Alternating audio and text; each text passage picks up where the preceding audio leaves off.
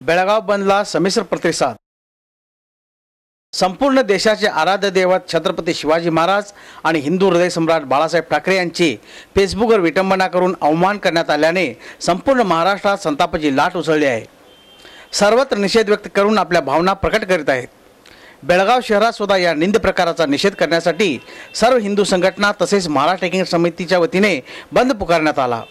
यावेळी शहरातील सर्व व्यापाऱ्यांनी आपले व्यवहार बंद ठेवून आपला पाठिंबा दिला। विशेष म्हणजे रविवारी KSRTCच्या बसेसवर टिळकवाडी उद्यमबाग येथे दगडफेक करून बसेसच्या काचा फोडण्यात आल्या। एकूण 4 बसेसवर दगडफेक करण्यात आले। KSRTCने बस वाहतूक बंद केली। दगडफेक आणि बंद ठेवल्याने KSRTC बसला लाखो रुपयाचे नुकसान सोसावे लागले। बस वाहतूक बंद ठेवल्याने बस स्टँडवर बसेस रांगेत उभा करण्यात आल्याने प्रवाशांची एकच तारांबळ उडाली। बाहेरील गावच्या प्रवाशांना अनेक अडचणींना तोंड द्यावे लागले। ನಿನ್ನೆ ಬಂದೇವೆ ಸ್ಟ್ಯಾಂಡ್ ಅದು ಗರ್ದಿ ನಿನ್ನೆ ಅದು ಇದಾತು ಮುಷ್ಕರಾತು ಮತ್ತು ಅಲ್ಲಿ ನಾವು ಬಂದು ಮತ್ತೆ ಹೊಳ್ಳಿ ಮನೆಗೆ ಹೋದೆವು। ಇವತ್ತು ಬಂದ್ರೆ ಅದು ಚಾಲು ಇತ್ತು। ಈಗ ಕರ್ನಾಟಕ ಗಾಡಿ ಒಂದೂ ಇಲ್ಲ। ಕೊಲ್ಲಾಪುರದಿಂದ ಬಂದೇವೆ ನಾವು ಅನಗೊಳಕ್ಕೆ ಹೋಗ್ಬೇಕಿಲ್ಲ। ಅನಗೊಳಕ್ಕೆ ಹೋಗ್ಬೇಕು। ಎಷ್ಟೊತ್ತಾತು ಕೂತ್ರಿ? ಭಾಳ ಹೊತ್ತು ಹೋಗ್ಕೂತ್ ನಾವು। ಈಗ ಏನು ಹೇಳ್ತಾರೆ ಅಧಿಕಾರಿಗಳು? ಏನು ಬಸ್ ಇಲ್ಲ ಅಂತ ಏನು ಹೇಳ್ಯಾರ? ಅಯ್ಯ ಅವ್ರು ಹೇಳಿದ್ರು ಇನ್ನು ಬಸ್ ಚಾಲು ಯಾವಾಗ ಇನ್ನು ಅವ್ರೇನು ಯಾವಾಗ ಬಿಡ್ತಾರೋ ನಮಗೂ ಗೊತ್ತಿಲ್ಲ। ಹೇಳಿ ನಾವು ಕೇಳಿಲ್ಲ। ಈಗ ಒಟ್ಟು ಬಸ್ ಇಲ್ಲ? ಬಸ್ ಇಲ್ಲ। ಎಷ್ಟೊತ್ತಾಯ್ತು ಬಂದು? ನಾವು ರಿಕ್ಷಾಗಳಂತೂ ನಾವು ಒಟ್ಟ ಹೋಗೋದೇ ಇಲ್ಲ ಅಂತ ಕೂತಾವ। ಹೊಡೆದ್ರೆ ಏನು ಮಾಡೋದು ನಾವು? ನೀವು ಕೊಡ್ತೀರಾ ಅಂತ ಕೇಳ್ಕೊತಾರ।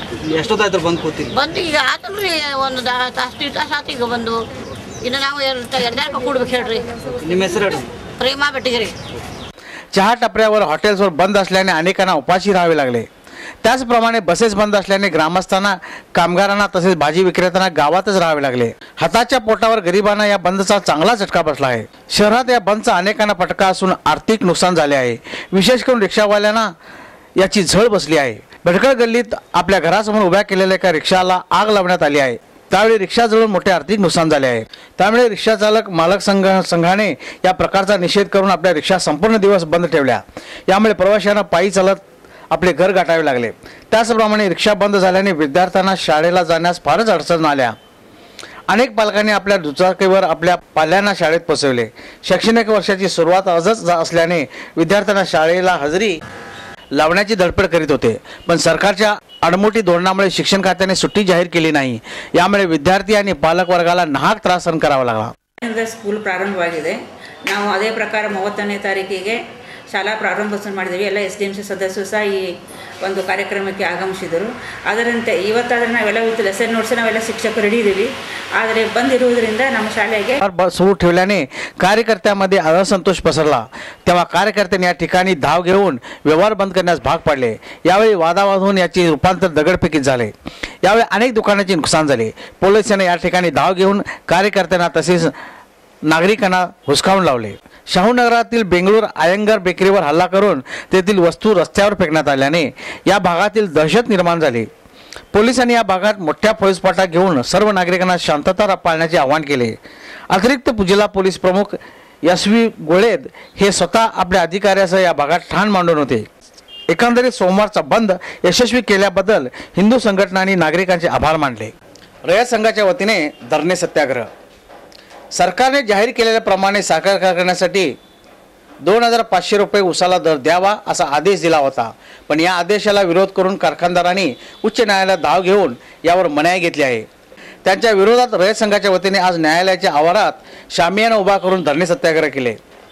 जिल्ह्यातील विविध भागातून शेतकरी मोठ्या संख्येने उपस्थित राहून आपला संताप व्यक्त केला। शेतकऱ्यांनी जोरदार घोषणाबाजी करून सारा परिसर दणाणून सोडला। विशेष म्हणजे आज बेळगाव बंद असून पूर्वी ठरवल्याप्रमाणे धरणे सत्याग्रह करून शेतकऱ्यांनी एकजुटीचा विजय दाखवून दिला।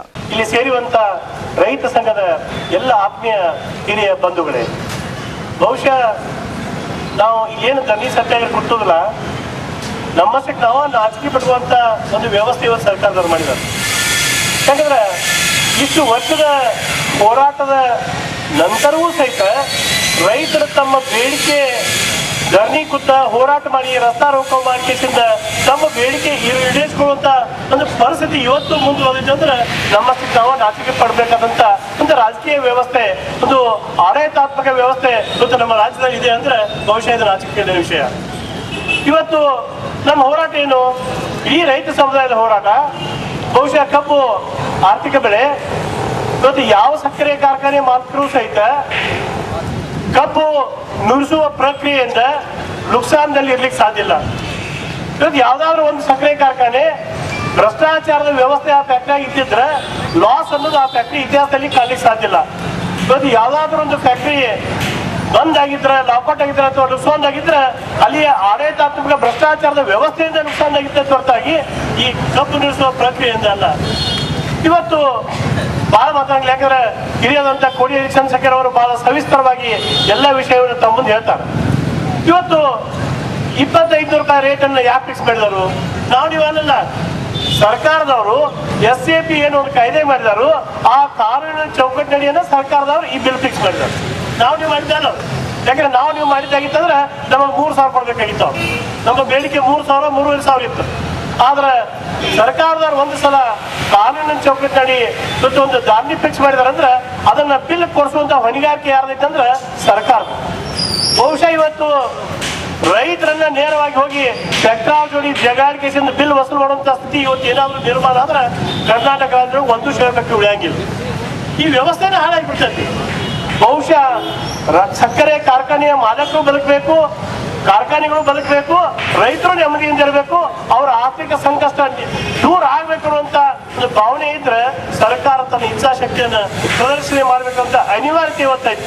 ಇವತ್ತು ನೀವು ಮಾನ್ಯ ಮುಖ್ಯಮಂತ್ರಿಗಳು ಇವತ್ತು ಸರ್ಕಾರ ನಿಯೋಜಿಸಿದಂತ ಒಂದು ಸಮಿತಿಯವರು ಇವತ್ತು ಆ ಧಾರಣೆಯನ್ನು ಫಿಕ್ಸ್ ಮಾಡಿದಾಗ ಬಹುಶಃ ಅನೇಕ ಜನ ಫ್ಯಾಕ್ಟ್ರಿ ಅವರು ನಮ್ಗೆ ಕೊಡಕ್ಕಾಗಂಗಿಲ್ಲ, ನೀವು ನಮ್ಗೆ ಏನ್ ಮಾಡ್ತೀರಿ ಮಾಡಿ ಅನ್ನುವಂತ ಉದ್ದಟತನದ ಪ್ರವೃತ್ತಿ ಇವತ್ತು ಪ್ರದರ್ಶನ ಮಾಡೋ ಸಂದರ್ಭದೊಳಗೆ ಸರ್ಕಾರದ ನಿಯಂತ್ರಣ ಅವ್ರ ಮೇಲೆ ಇಲ್ಲ ಅಂದ್ರೆ ಮತ್ತೆ ಸರ್ಕಾರ ಯಾಕಿರ್ಬೇಕು?